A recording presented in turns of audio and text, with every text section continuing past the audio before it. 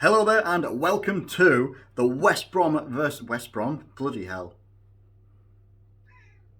Hello there and welcome to the Burnley versus Liverpool preview. Please let me know what you think in the comments below about this game. How do you think it's going to go down in the end? Can Liverpool actually pick up the win against a very tough team that have already beaten us this season? They already took away the first team to beat us when we were on our fantastic Anfield unbeaten run for years.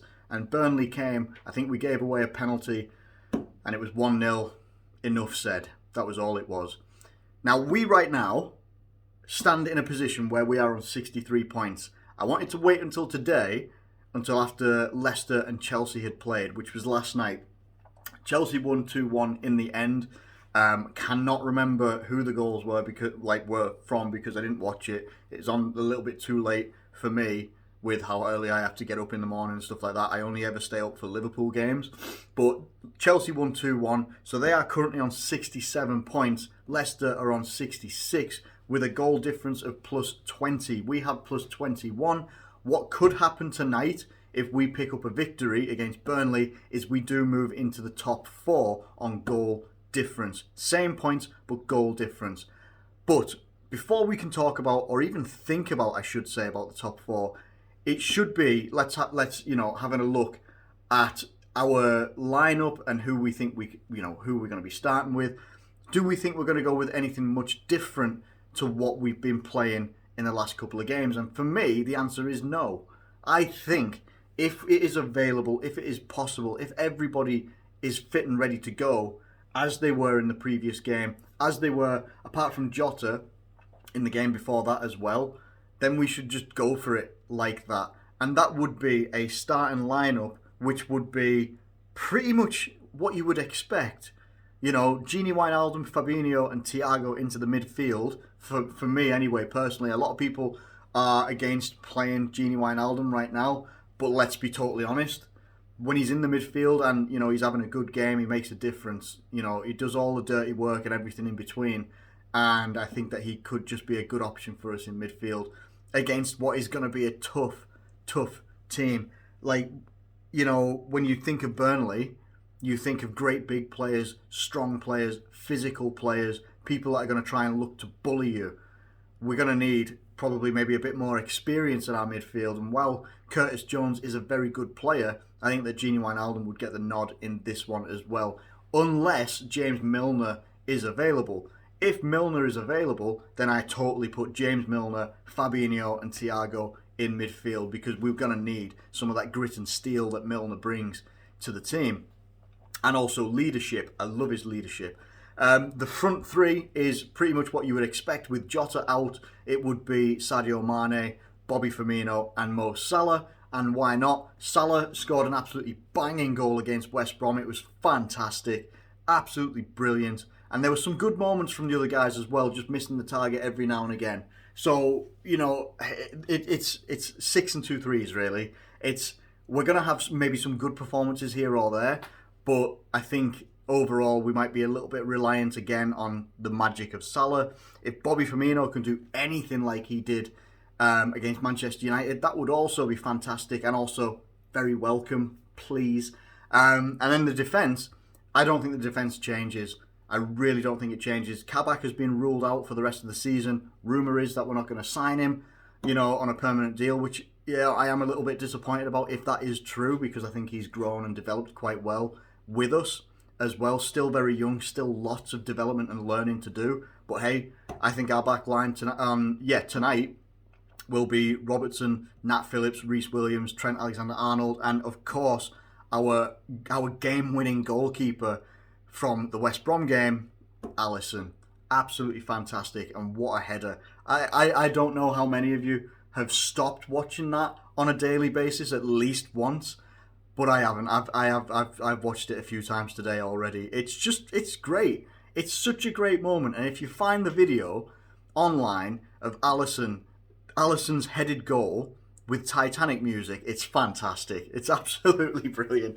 So, anyway, this isn't going to be the longest preview of all time because we know what is at stake, but also because I'm cooking garlic bread. Okay? Once this garlic bread is done, the video is going to be over. So, what am I expecting?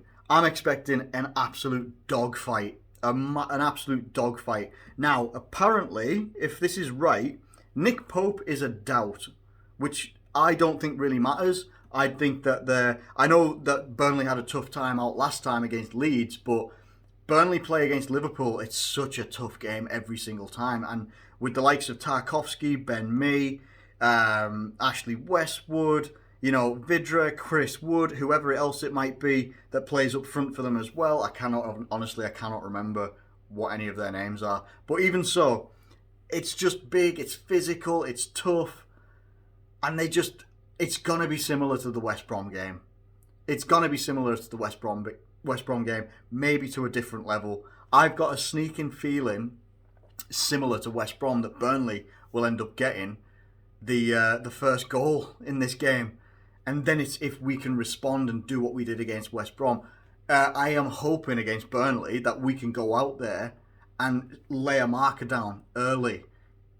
Maybe score a goal within the first 10 to 15 minutes of the game.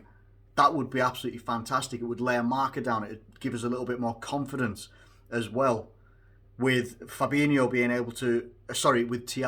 being able to dictate play with his passing in the midfield, with Fabinho being the lighthouse that he is and winning the ball back, winning aerial duels and stuff like that as well. Gini Wijnaldum or Curtis or James Milner running the show in midfield as well with leadership, doing all the gritty work and stuff and running everything like that. It's going to take almost every ounce of effort, trying and running and just more effort. It's going to take everything, in my opinion. I believe that we can win this game, but I'm exceptionally cautious about this game. It's great that we've won the previous two games. It's absolutely fantastic. Just going to turn the old oven off. There we go. Lovely. So, it's fantastic that we won the previous two games, but it still doesn't mean that the job's done. People saying that we should be able to go on to win against Burnley and we should be able to go on and win against Crystal Palace. We should have been able to mount a title charge this year, but that wasn't to be. So there's a lot of things that should be on paper that don't end up being. Hopefully we can end up, with another 3 points because we need them. We absolutely need them. It's so tight for the top four race between us, Leicester and Chelsea. It is quite something that in some way, Leicester have still got to go and play Tottenham at the weekend in the final game of the season for them. It's going to be difficult. Aston Villa play Chelsea. That's not necessarily going to be an easy game for either team, for Aston Villa or Chelsea. It's not a given that we're just going to waltz into the top four in the final two games of the season. We need to work for it and work damn hard for it as well. Not just doing that, but there needs to be quality in the chances, good chances, getting chances on target as well. Not just, chance, like a key one that, Trent had a great game against West Brom, but if there were some things that he could have, imagine when he turned onto his left foot inside the box and he didn't sky it, he put it top corner or into the bottom corner or just hit the target in general, would have caused a lot more trouble. It's things like that can be the little differences in games where you end up one goal, 2 goal up, instead of then it's 0-0 and everything's on a knife edge. And a team like Burnley, they don't have anything to play for. West Brom didn't have anything to play for. And what I thought would happen, happened. West Brom had nothing to play for. They played with freedom. They had nothing to concern themselves with. If they lost, who cares? They're relegated anyway. If they won, wow, they won. Unbelievable. They're going down to the Championship and they've beaten Liverpool. They haven't, they drew with us and they would have beaten us or something like that. It doesn't matter. Same thing with Burnley. Burnley have beaten us at Anfield this year, took away our unbeaten record at Anfield. We want that one back. We want to run this one back and we want to go there and beat them. But it's not going to be easy. It's not going to be given to us. It's going to take everything that we've got, maybe even a little bit more. There's not going to be like Alisson magic at the end of this game. I absolutely highly doubt it for sure. I'm going to go... Oh my God. Score prediction. I'm going to go 2-1. I think it will be 2-1. I think we can do 2-1.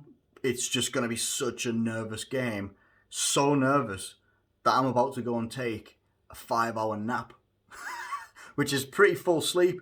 But I'm going to be honest with you. It's been a horrendous day at work. I start at 2 in the morning and I've only just come home maybe 10 minutes ago. Yeah, when I started this video, 10 minutes ago, lobbed some garlic bread in there. Made, I've already had a bolognese made. Gonna make some food, eat it, head to bed, and just try and forget about the day until tonight, because it's gonna need every ounce of my attention to even, to really enjoy it. And I hope it is an enjoyable performance as well. Big performances needed at the back from Reece Williams and Nat Phillips, and also the other guys as well. Andy Robertson, Trent, Alisson, Fabinho, everybody. It's big performances all over the pitch. I truly believe that we can do it. I'm just nervous, really, really nervous about slipping up against Burnley, because it's Burnley. They're such a it's like Tony Pulis Stoke. If you didn't know it, my God, don't go and watch it, because unbelievable what they used to do. Saying that, we got beat 6-1 by Stoke once on the last day of the season. It was Steven Gerrard's last game, I think it was, and he scored our goal. God. 2-1 Liverpool. That's what I think it will be. Let me know what you think in the comments below. Thank you ever so much for watching this video. If you have enjoyed it, please do like it and subscribe if you're new around here. Thank you once again, and I will catch you later.